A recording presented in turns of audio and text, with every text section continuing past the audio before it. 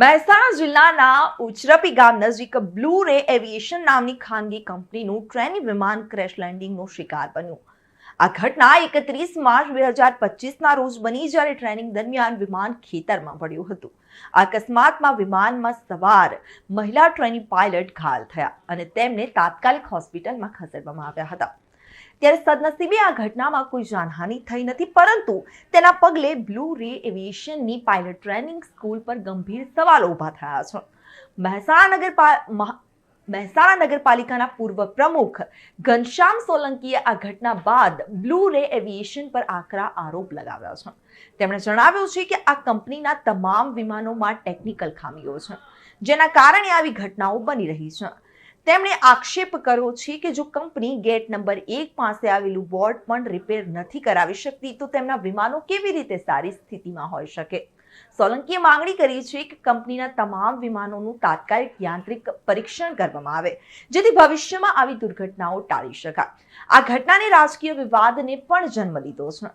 મહેસાણા શહેર કોંગ્રેસ પ્રમુખ જયદીપ ડાભીએ આ ઘટનાને ગંભીર ગણાવી અને બ્લુ રે એવિએશનના ટ્રેનિંગ સેન્ટરને તાત્કાલિક બંધ કરવાની માંગ કરી છે। તેમણે ચેતવણી આપી છે કે જો આ અકસ્માત મહેસાણા શહેરની અંદર થયો હોત તો અનેક લોકોના જીવ જોખમમાં મુકાઈ શક્યા હોત। કોંગ્રેસે આ ટ્રેનિંગ સેન્ટરને શહેરની બહાર અન્ય સ્થળે ખસેડવાની પણ માંગણી કરી છે, જેથી શહેરી વિસ્તારોમાં આવી ઘટનાઓનું જોખમ ઘટાડી શકાય। અમારી મહેસાણા મહાનગરપાલિકાની જનતા વતીથી એવી માંગણી છે કે પહેલાં તો આ વિમાનોનું જે પાયલોટ ટ્રેનિંગ સેન્ટર છે, હવે અન્યત્ર જ્યાં માનવ વિસ્તાર ના હોય ત્યાં ખસેડવું જોઈએ। બીજું કે આ જે વિમાનો છે એની તમામની માન્ય કલેક્ટર એટલે આજના મેયર કહેવાય એમના દ્વારા તપાસ કરી એ આંતરિક ખામીવાળા વિમાનો છે કેમ તેના સર્ટી જોઈ પછીથી ટ્રેનિંગ ચાલુ કરે, એ પણ મહેસાણા આ વિસ્તારમાં નહીં અન્યત્ર વિસ્તારમાં। અને બીજી એવી માંગણી છે કે આ યાંત્રિક ખામીવાળાથી જે પાયલટોને ટ્રેનિંગ આપે છે, જો આજે ખેતરમાં પડ્યું જ્યારે માનવ વસ્તીમાં પડ્યું હોત તો શું થાત એ ભગવાન કરે સારું કર્યું, એવું થયું નથી।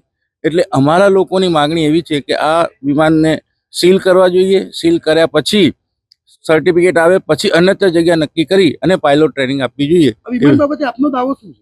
વિમાન યાંત્રિક ખામીવાળા છે, પહેલા પણ હતા, અગાઉ પણ હતા, પણ એની જવાબદારી એને ગુસ્સેલને આપવી પડે અને ગુસ્સેલનું એનું નિરીક્ષણ માન્ય કલેક્ટરશ્રીને કરવું પડે, કારણ કે કલેક્ટરશ્રીની ઓનરની જગ્યા છે। અહીંયા કંઈ ખરાબ થતું હોય, અગાઉ પણ વિમાન પડ્યું હતું ત્યારે કલેક્ટરશ્રીએ સીલ કરેલું વિમાન, દુર્ઘટના એરોડ્રામમાં થઈ તો પણ માન્ય કલેક્ટરશ્રીએ સીલ કર્યું હતું। તો આજે પણ આને માન્ય કલેક્ટરે આજના મેયર દ્વારા એમને સીલ કરવું જોઈએ। આપ જોઈ શકો છો પાછળનું બોર્ડ કે જે બોર્ડને સરખું નથી કરાવી શકાય, તો વિમાનની એ કઈ રીતે ટેકનિકલ યાંત્રિક ખામીઓ દૂર કરાવી શકે। એટલે મારી માગણી છે કે તાત્કાલિક આને સીલ કરી અને આ ટ્રેનિંગ સેન્ટર અન્ય ખસેડે એવી મારી પ્રજાવતી માગણી છે। મહેસાણા સિટી વિસ્તાર હવે મહાનગરપાલિકા બની ગયું છે, ત્યારે મહેસાણાના વાસીઓ દ્વારા આ વારંવાર વિમાનોની જે ઘટનાઓની જે લોકોને ડર હતો એવો ડર ગઈકાલે બન્યો। એક વિમાન શીખતી દીકરી કાલે મહેસાણા શહેરની બાજુમાં આવેલું ઉચરપી ગામની બાજુના ખેતરમાં એને વિમાન ઉતારી દેવું પડ્યું, કોઈ ટેકનિકલ કારણ સંજોગે। કારણ હજુ બ્લુ રે કંપનીનું આ વિમાન છે, એ ટેકનિકલ જે પ્રોબ્લેમ હતો એ કંપની જાણે કે ભાઈ એમાં શું ખરાબી હતી। પણ જ્યારે એ દીકરીએ એ વિમાન મહેસાણાના ઉચરપીના એક ખેતરમાં ઉતારી દીધું હતું, પણ જો એ વિમાન કદાચ મહેસાણા શહેરના કોઈ ગીચ વિસ્તારમાં કદાચ ક્રેશ થઈ ગયું હોત અથવા તો ત્યાં પડી ગયું હોત તો ત્યાં બહુ જાનહાનિનો સંખ્યાનો આંકડો મોટો થતો। આજે સદનસીબે મહેસાણાના વાસીઓ ઉપર આ વિમાન પડ્યું નથી, એક એ સારી બાબત કહેવાય।